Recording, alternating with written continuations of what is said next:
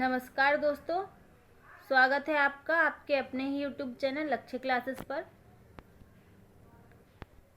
रोज की तरह आज भी हम सामान्य हिंदी के कुछ महत्वपूर्ण प्रश्नों पर चर्चा करेंगे। आप सभी लोग जल्दी से जल्दी जुड़ जाइए और सेशन को शेयर कर दीजिए। सभी लोग जल्दी से जल्दी जुड़ जाइए और सेशन को शेयर कर दीजिए ताकि सभी लोग जल्दी से आ सकें और हमारे महत्वपूर्ण प्रश्नों का लाभ उठा सकें।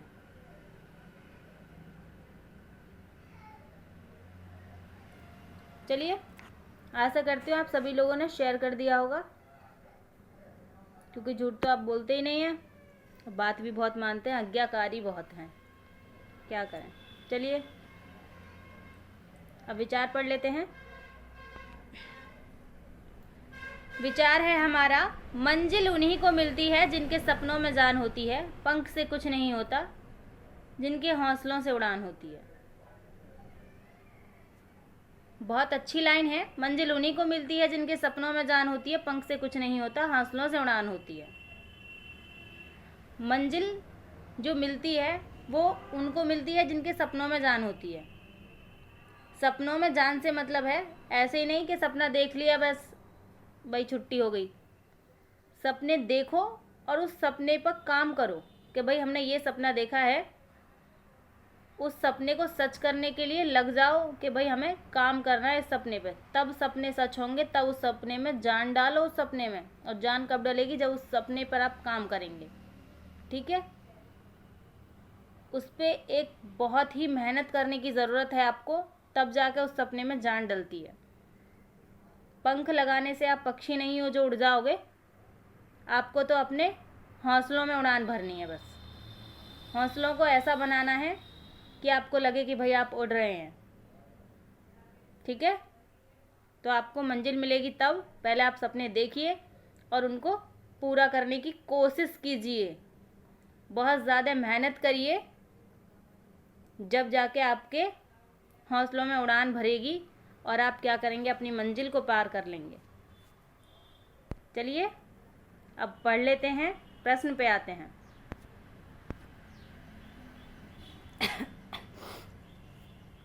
प्रश्न है हमारा, अधोलिखित में से शुद्ध वर्तनी वाला शब्द है। कौन सा शब्द शुद्ध वर्तनी वाला है ये हमें बताना है। रीतिकाल, आशीर्वाद, अर्चना या निष्ठा, कौन सा शब्द शुद्ध लिखा हुआ है ये हमें बताना है। जल्दी से कमेंट बॉक्स में आंसर दीजिए, प्रश्न बहुत ही महत्वपूर्ण है।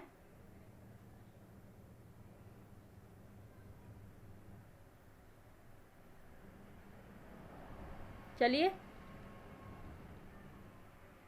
शेयर तो आप सब लोग करके आए होंगे, अब जल्दी से आंसर दीजिए। क्या होगा इसका आंसर? शुद्ध वर्तनी वाला शब्द हमें बताना है, कौन सा होगा। चलिए आंसर ले लेते हैं। क्या रीतिकाल ऐसे लिखा जाता है? नहीं लिखा जाता। क्या आशीर्वाद ऐसे ही लिखा जाता है? नहीं लिखा जाता ना। क्या अर्चना ऐसे ही लिखा जाता है? नहीं लिखा जाता। डी ऑप्शन हमारा सही होगा। निष्ठा शब्द जो है वो बिल्कुल शुद्ध लिखा हुआ है। ठीक है, शुद्ध वर्तनी निष्ठा शब्द की है, बाकी सभी की अशुद्ध वर्तनी है। आपको कमेंट बॉक्स में ये जो 3 बाकी बचे हैं इन सब की शुद्ध वर्तनी लिख के मुझे दिखानी है, कैसे लिखी जाएगी। ठीक है, कमेंट बॉक्स में आपको आंसर देना है इन सब का। या तो आप अभी दे सकते हैं तो अभी दे दीजिए, वरना वीडियो के बाद में दे देना, पर देना ज़रूर है, ताकि आप लिखेंगे तो आपको ये हमेशा याद रहेंगे। ठीक है, अभी मैं लिख के बता दूंगी वो आपको याद नहीं रहेगा, लेकिन आप लिखेंगे तो आपको याद रहेगा हमेशा। डी ऑप्शन इसका सही है। बाकी 3 आपको कमेंट बॉक्स में बताने हैं कैसे शुद्ध लिखे जाएंगे जब ये अशुद्ध हैं तो। ठीक है, चलते हैं अगले प्रश्न पर। प्रश्न है हमारा, उर्गासन का अर्थ है। क्या अर्थ है ये आपको बताना है उर्गासन का। सूर्य, भेड़, बादल या गरुण। सूर्य है, भेड़ है, बादल है या गरुण है। उर्गासन का अर्थ बताना है आपको। जल्दी से कमेंट बॉक्स में आंसर दीजिए। आसान प्रश्न है और महत्वपूर्ण तो सभी प्रश्न होते हैं।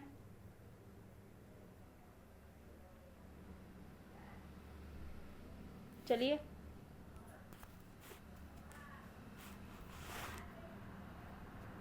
आंसर ले लेते हैं। क्या होगा?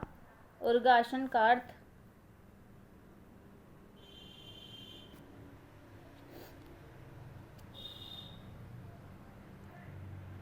सूर्य नहीं होगा, भेड़ नहीं होगा, बादल नहीं होगा, क्या होगा? डी ऑप्शन हमारा बिल्कुल सही होगा, गरुड़। ठीक है, उड़ने वाला आसन किसके पास है? गरुड़ देव के पास है। तो उर्गासन का अर्थ क्या हुआ? गरुड़। उर्गासन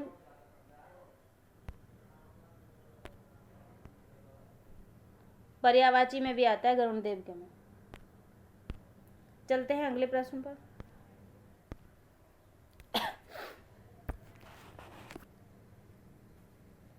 प्रश्न है हमारा, इटावा व औरैया जनपद किस बोली क्षेत्र के अंतर्गत आते हैं?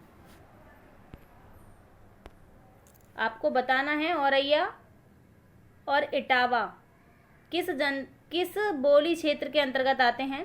खड़ी बोली, कन्नौजी, ब्रज या अवधी? जल्दी से कमेंट बॉक्स में आंसर दीजिए।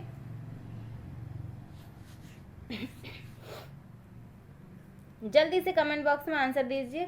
प्रश्न महत्वपूर्ण है और आपको पता भी होना चाहिए किस बोली के अंतर्गत आते हैं। चलिए आंसर ले लेते हैं।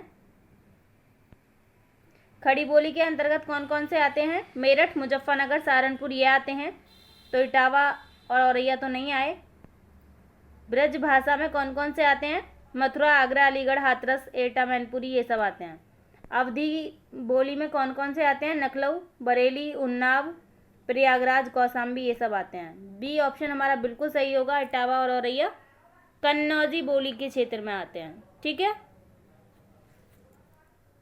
चलते हैं अगले प्रश्न पर। प्रश्न है हमारा, मनोज पत्र लिखता होगा में कौन सा काल है? काल आपको बताना है कौन सा काल है। अपूर्ण वर्तमान है, सामान्य वर्तमान है, संदिग्ध वर्तमान है या संदिग्ध भूत है? कौन सा ऑप्शन सही है ये आपको बताना है।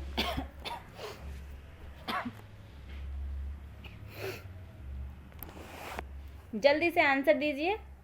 मनोज पत्र लिखता होगा में कौन सा काल है?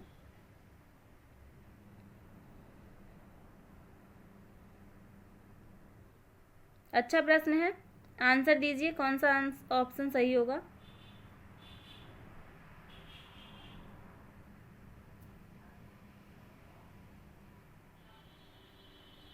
चलिए आंसर ले लेते हैं। सी ऑप्शन हमारा बिल्कुल सही होगा, संदिग्ध वर्तमान काल होगा इसमें। मनोज पत्र लिखता होगा, ठीक है, संदिग्ध स्थिति है, पता नहीं है पूरी तरह से, तो क्या होगा इसमें? संदिग्ध वर्तमान। इसको पढ़कर ही, वाक्य को पढ़कर ही पता चल रहा है मनोज पत्र लिखता होगा। ठीक है, संदिग्ध स्थिति है। चलते हैं अगले प्रश्न पर। प्रश्न है हमारा, नीलकमल में समास है। कौन सा समास है ये आपको बताना है। नीलकमल में समास है, कर्मधारय समास है, बहुब्रीहि समास है, द्वंद्व समास है, तत्पुरुष समास है। जल्दी से कमेंट बॉक्स में आंसर दीजिए कौन सा समास है। पहले इसका विग्रह कीजिए और फिर आंसर बताइए। अच्छा प्रश्न है।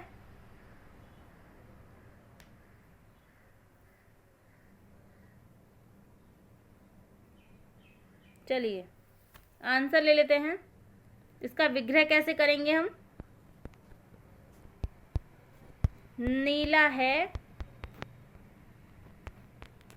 जो कमल, ठीक है, नीला है जो कमल वो क्या है? नीलकमल है। तो ऑप्शन हमारा कौन सा सही होगा?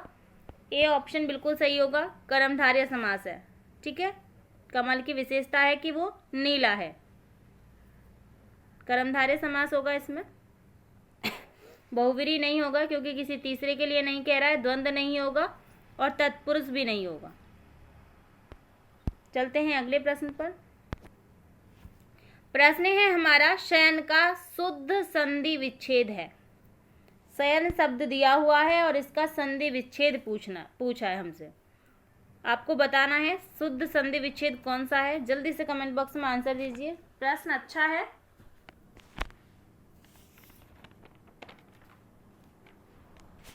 जल्दी से आंसर दीजिए। से धन अन, से धन अयन, से धन अन, से धन अन, कौन सा होगा शयन का संधि विच्छेद? ये भी बताना है शयन शब्द में कौन सी संधि होगी, कौन सी संधि होगी ये भी बताना है शयन शब्द में, और संधि विच्छेद कैसे होगा ये भी बताना है। जल्दी से कमेंट बॉक्स में आंसर दीजिए। मैंने पहले भी बताया है, येरे लेवे जिसमें आते हैं उसमें कौन सी संधि होती है? अयादि संधि होती है। ठीक है, येरे लेवे जिसमें आते हैं उसमें अयादि संधि होती है। ए ऑप्शन हमारा सही है, से प्लस अन इसका संधि विच्छेद होगा, अयादि इसमें संधि होगी। चलते हैं अगले प्रश्न पर।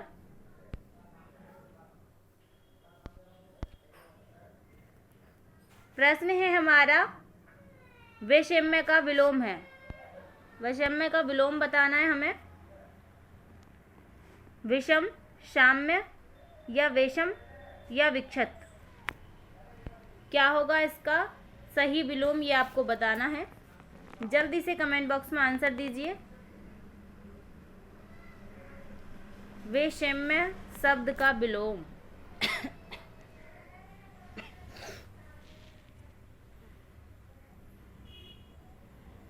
चलिए आंसर ले लेते हैं। क्या होगा आंसर?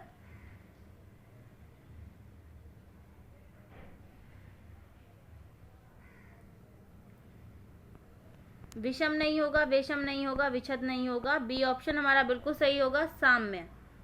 ठीक है, साम्य इसका विलोम होगा। चलते हैं अगले प्रश्न पर। प्रश्न है हमारा रोगी के लिए खाने योग्य भोजन के लिए एक शब्द बताना है। जो भोजन रोगी खाता है उसके लिए क्या कहते हैं ये आपको बताना है। जल्दी से कमेंट बॉक्स में आंसर दीजिए। पथ्य कहते हैं, पथ कहते हैं, कौड़ी कहते हैं, नीर कहते हैं, क्या कहते हैं ये आपको बताना है। अच्छा प्रश्न है, रोगी के लिए खाने योग्य भोजन।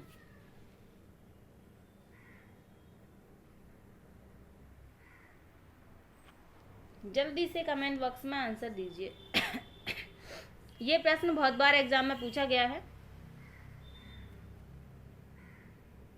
जल्दी से आंसर दीजिए इसका।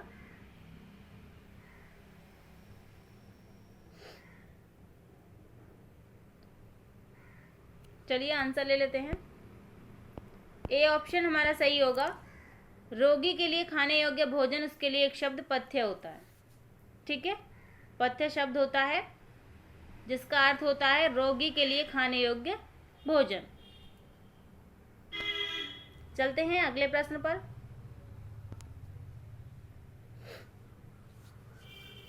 प्रश्न है हमारा जहां पृथ्वी और आकाश मिलते हुए दिखाई देते हैं के लिए एक शब्द है। क्या कहते हैं उसे जहां पृथ्वी और आकाश मिलते हुए दिखाई देते हैं? अंतरिक्ष कहते हैं, अंबर कहते हैं, असीम कहते हैं या क्षितिज कहते हैं? क्या कहते हैं ये आपको बताना है। जल्दी से कमेंट बॉक्स में आंसर दीजिए। बहुत महत्वपूर्ण प्रश्न है ये और कई बार एग्जाम में आया है। जहां पृथ्वी और आकाश मिलते हुए दिखाई देते हैं उसे क्या कहते हैं? इसका आंसर सबका सही आना चाहिए भाई, क्योंकि महत्वपूर्ण प्रश्न है।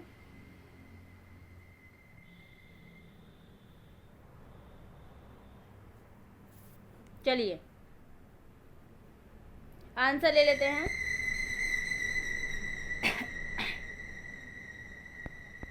डी ऑप्शन बिल्कुल सही है हमारा। जहां पृथ्वी और आकाश मिलते हुए दिखाई देते हैं उसे क्या कहते हैं? क्षितिज कहते हैं। अंतरिक्ष, अंबर ये तो सब आकाश के पर्यायवाची हैं, लेकिन जहां पृथ्वी और आकाश मिलते हुए दिखाई देते हैं उसे क्या कहते हैं? क्षितिज कहते हैं। चलते हैं अगले प्रश्न पर। प्रश्न है हमारा, चाक्षुष का अर्थ होता है, क्या अर्थ होता है ये आपको बताना है। आँख से संबंध रखने वाला, जो जीव चलने वाला हो, जो बहुत थोड़ा जानता हो, मदिरा पीने वाला। चाक्षुष किसे कहते हैं ये आपको बताना है। ये तो बहुत आसान प्रश्न है, सभी लोगों को इसका आंसर पता होगा, तो जल्दी से कमेंट बॉक्स में आंसर दे दीजिएगा, क्या होगा इसका आंसर। चलिए आंसर ले लेते हैं इसका। बहुत आसान प्रश्न है।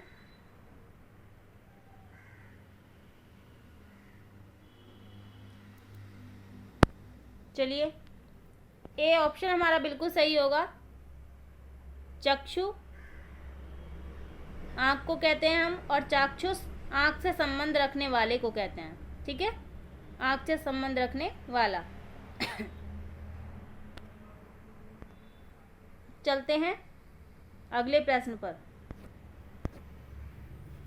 प्रश्न है हमारा, प्रश्नवाचक चिन्ह का प्रयोग किस वाक्य में होगा। किस वाक्य में प्रश्नवाचक चिन्ह का प्रयोग होना चाहिए ये आपको बताना है।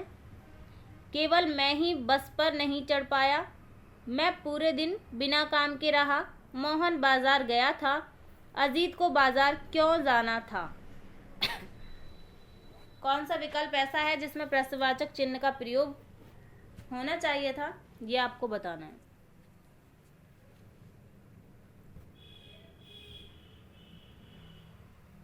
चलिए, ये तो बहुत ही आसान प्रश्न है, मुझे लगता है आज के सेशन का सबसे आसान प्रश्न यही है। चलिए आंसर ले लेते हैं, क्या होगा। डी ऑप्शन बिल्कुल सही है, अजीत को बाजार क्यों जाना है। ठीक है, क्यों आया है इसलिए क्या हो गया, प्रश्नवाचक चिन्ह का इसमें प्रयोग होना जरूरी है। चलते हैं अगले प्रश्न पर। प्रश्न है हमारा, निम्नलिखित में से तद्भव शब्द है। तद्भव शब्द हमें बताना है, कौन सा तद्भव है। चतवाल है, क्षेत्र है, मक्खी है, श्रग है। कौन सा शब्द तद्भव है, जल्दी से कमेंट बॉक्स में आंसर दीजिए।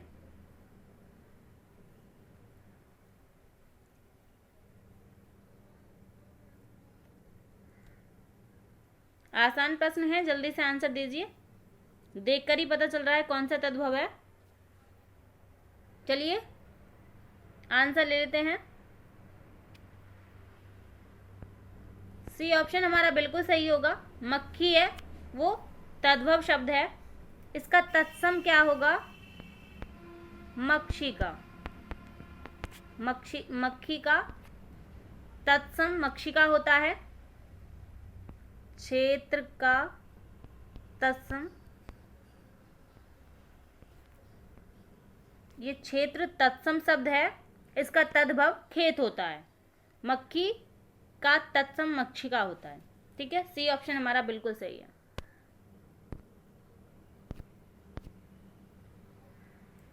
प्रश्न है हमारा, मुंह में राम बगल में छुरी, लोकोक्ति का अर्थ। ये तो सबको ही पता होगा, जल्दी से कमेंट बॉक्स में आंसर दीजिए। मुंह में राम बगल में छुरी, लोकोक्ति का अर्थ पूछा है। ईर्ष्या से जल उठना, लाल पीला होना, दुखी होना, कपटपन होना या कपटपन रखना। जल्दी से आंसर दीजिए, क्या होगा इसका आंसर।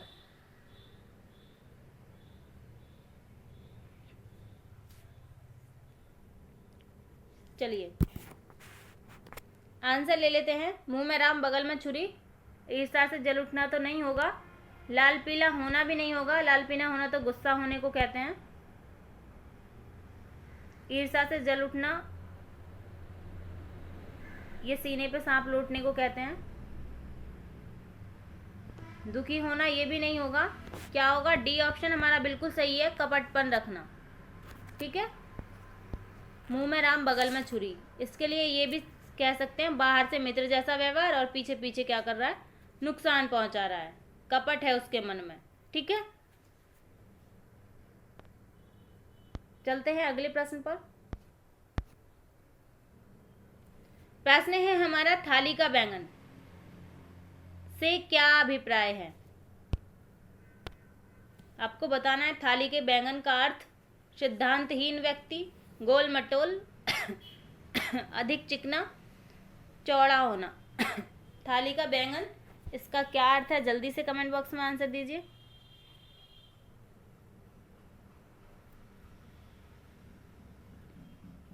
अच्छा प्रश्न है, जल्दी से आंसर दीजिए। थाली का बैंगन।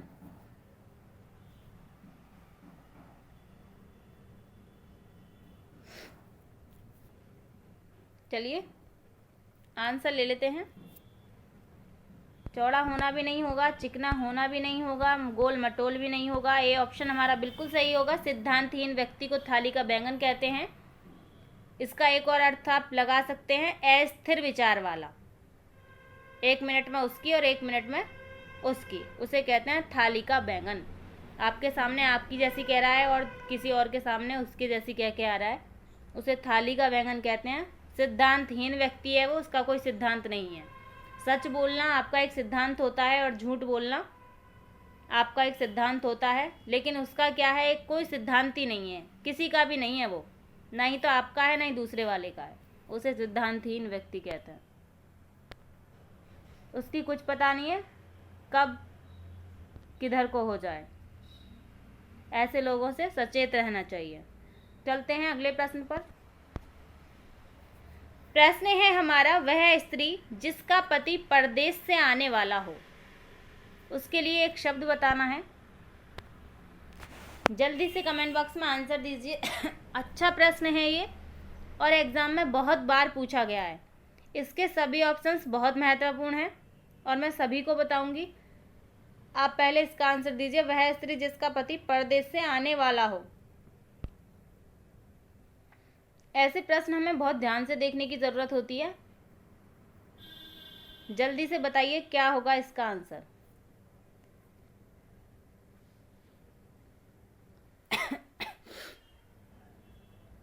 चलिए जल्दी से बता देते हैं इसका आंसर।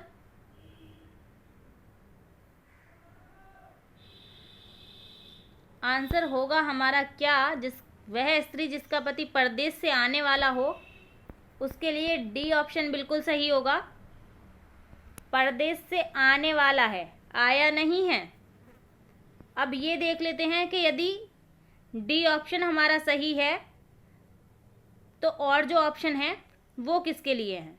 ठीक है, आगमस्य पति का, उसके लिए है। वह स्त्री जिसका पति परदेश से आने वाला हो, तो आगत पति का किसके लिए है।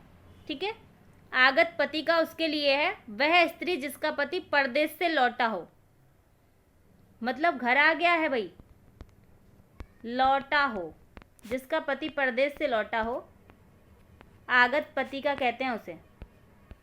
लौट आया है, घर आ गया है। जिसका पति परदेश से आने वाला हो, उसके लिए आगमश्यत पति का कहते हैं। लौटा नहीं है अभी, आने वाला है, उसका पति परदेश में ही है। और जिसका पति लौट आया हो, उसके लिए आगत पति का कहते हैं। आशा करती हूँ ये कन्फ्यूजन आपको समझ में आ गया होगा अच्छे से। यदि लौटा है तो आगत पति का है और आने वाला हो तो आगमस्य पति का है। अब देख लेते हैं प्रवृत्य पति का किसको कहते हैं। वह स्त्री जिसका पति परदेश जाने को हो, उसे प्रवृत्य पति का कहते हैं। याद रखिएगा, विदेश जाने वाला है, गया नहीं है अभी। और प्रोषित पति का किसे कहते हैं, जिसका पति विदेश गया हो। वह स्त्री जिसका पति विदेश गया हो, जिसका विदेश गया हो उसे तो प्रोषित पति का कहते हैं। प्रवृत्य पति का किसे कहते हैं, जिसका पति विदेश जाने को हो, गया नहीं है अभी। थोड़ा थोड़ा सा अंतर है दोनों में, लेकिन अंतर है दोनों बातों में। ठीक है, आशा करती हूँ आपको समझ में आ गया होगा। आपको ये नोट कर लेना है नोटबुक में, क्योंकि इनमें बहुत थोड़ा थोड़ा अंतर है, लेकिन अंतर है चारों में। चलते हैं अगले प्रश्न पर। प्रश्न है हमारा, निम्नलिखित में से पुल्लिंग शब्द है। कौन सा पुल्लिंग शब्द है ये आपको बताना है। जल्दी से कमेंट बॉक्स में आंसर दीजिए। पुल्लिंग शब्द बताना है आपको। सरसों है, मकई है, सारस है या मूंग है? कौन सा पुल्लिंग शब्द है?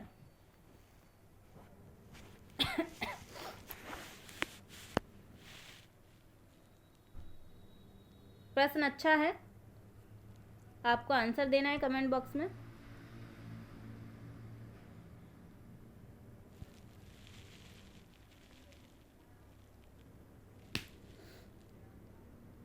चलिए आंसर ले लेते हैं। सी ऑप्शन हमारा सही है। सारस पुल्लिंग शब्द है, बाकी सभी स्त्रीलिंग शब्द हैं। आपको एक बात नोट करके लिखनी है, अनाजों के नाम पुल्लिंग शब्द होते हैं। अनाजों के नाम पुल्लिंग होते हैं, जैसे गेहूं, चावल, बाजरा आदि। ये सब क्या है? पुल्लिंग है।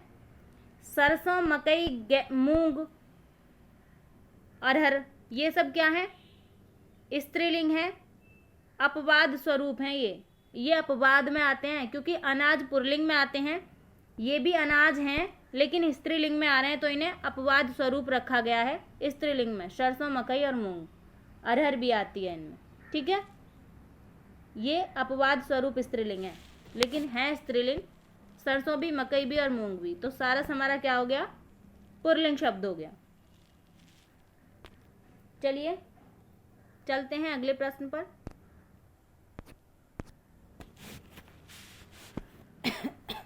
प्रश्न है हमारा, कल्प प्लस अंत उचित संधि है।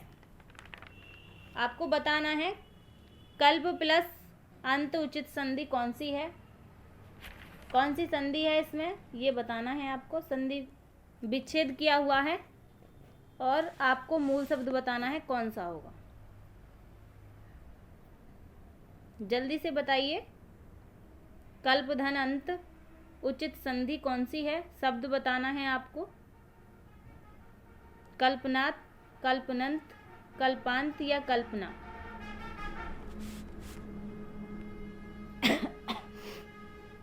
चलिए आंसर ले लेते हैं।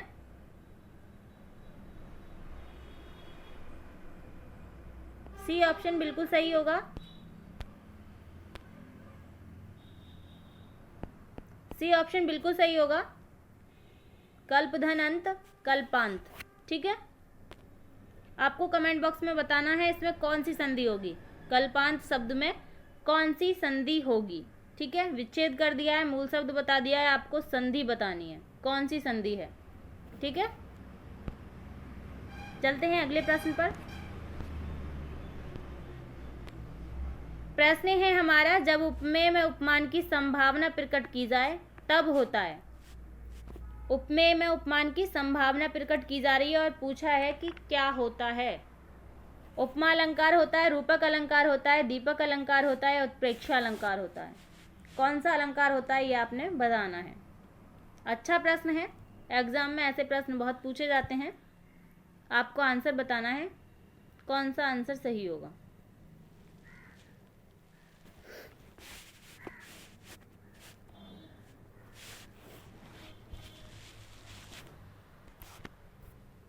चलिए आंसर ले लेते हैं। जब उपमेय में उपमान की संभावना प्रकट की जाए तब होता है। भाई उपमा अलंकार तो नहीं होगा। क्यों नहीं होगा? क्योंकि उपमा अलंकार में क्या होता है, तुलना हो रही होती है। अब यहाँ पे क्या हो रहा है, संभावना प्रकट की जा रही है। उपमेय और उपमान में तुलना नहीं हो रही है। उपमा अलंकार में क्या होता है, उपमेय और उपमान में तुलना की जाती है, ठीक है।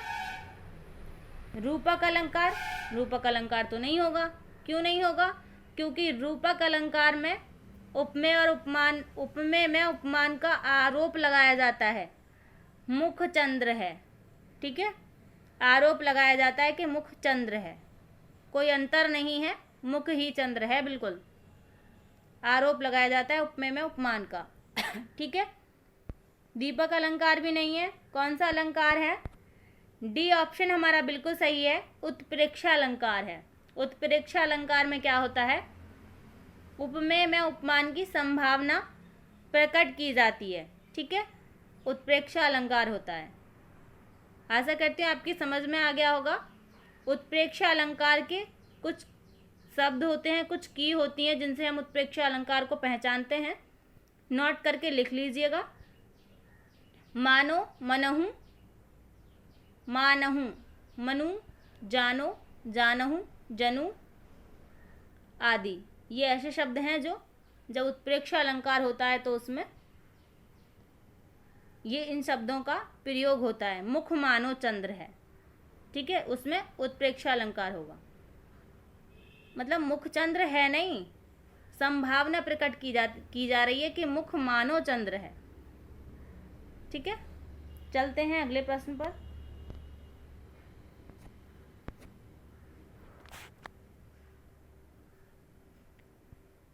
प्रश्न है हमारा, उत्तर प्रदेश में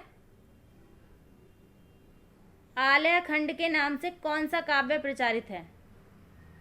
आलय खंड के नाम से कौन सा काव्य प्रचारित है, ये आपको बताना है। हमीर रासो, परमाल रासो, पृथ्वीराज रासो या खुमान रासो? अच्छा प्रश्न है, उत्तर प्रदेश से संबंधित प्रश्न है, ये आपको बताना है। जल्दी से कमेंट बॉक्स में आंसर दीजिए। आलय खंड के नाम से किसे जाना जाता है? कल ही मैंने पढ़ाया है, ये ज़्यादा दूर नहीं गया है, अभी कल की वीडियो में ही मैंने बताया है। चलिए आंसर ले लेते हैं। हमीर रासो नहीं होगा, पृथ्वीराज रासो नहीं होगा, खुमान रासो नहीं होगा, क्या होगा? बी ऑप्शन हमारा बिल्कुल सही होगा, परमाल रासो। ठीक है, जनिक द्वारा लिखित है ये, जगनिक द्वारा लिखित क्या है? वीर रस का काव्य है। ठीक है, इसमें बहुत सारे युद्धों का वर्णन है, शायद 52 युद्धों का वर्णन है, इसलिए इसे क्या कहते हैं? आलय खंड भी कहते हैं, परमाल रासो। बी ऑप्शन हमारा बिल्कुल सही है। कई बार ये भी पूछा गया है, कल की वीडियो में ही था ये, परमाल रासो किसकी रचना है? तो जनिक की रचना है, जगनिक।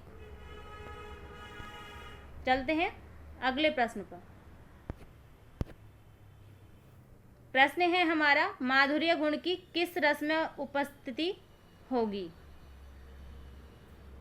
आपको कमेंट बॉक्स में आंसर बताना है। आज के सेशन का लास्ट प्रश्न है, माधुर्य गुण की किस रस में स्थिति होगी, ये आपको बताना है। करुण रस और रौद्र रस में, श्रृंगार रस व करुण रस में, श्रृंगार रस और वीर रस में, शांत रस या वीर रस में? माधुर्य गुण किस रस में होता है, ये आपको बताना है। अच्छा प्रश्न है, जल्दी से कमेंट बॉक्स में आंसर दीजिए। अच्छा, आसान, टिकाऊ प्रश्न है। चलिए आंसर ले लेते हैं। काव्य जो होते हैं, काव्य के 3 गुण होते हैं। कौन कौन से गुण होते हैं? प्रसाद, माधुर्य, और कौन सा होता है? ओज। ठीक है, जिनमें प्रसाद जो गुण होता है ये लगभग सभी रसों में पाया जाता है। ठीक है, लेकिन जो माधुर्य गुण होता है ये किस में पाया जाता है? श्रृंगार रस और करुण रस में पाया जाता है। ओज गुण जो होता है ये किस किस में पाया जाता है? वीर रस और रौद्र रस में पाया जाता है। वीर रस और रौद्र रस में ओज गुण पाया जाता है। याद रखना है आपको, प्रसाद गुण सभी रसों में पाया जाता है और माधुर्य गुण किस किस में पाया जाता है? श्रृंगार और करुण रस में। ठीक है, बी ऑप्शन है हमारा यहाँ बिल्कुल सही है। आशा करती हूँ आपकी समझ में अच्छे से आया होगा और सभी प्रश्न आपको अच्छे लगे होंगे। आपको वीडियो पसंद आया होगा। आपको क्या करना है? कमेंट करना है, लाइक करना है, शेयर करना है। इतनी देर तक बने रहने के लिए धन्यवाद। लाइक, शेयर एंड सब्सक्राइब करते रहिएगा।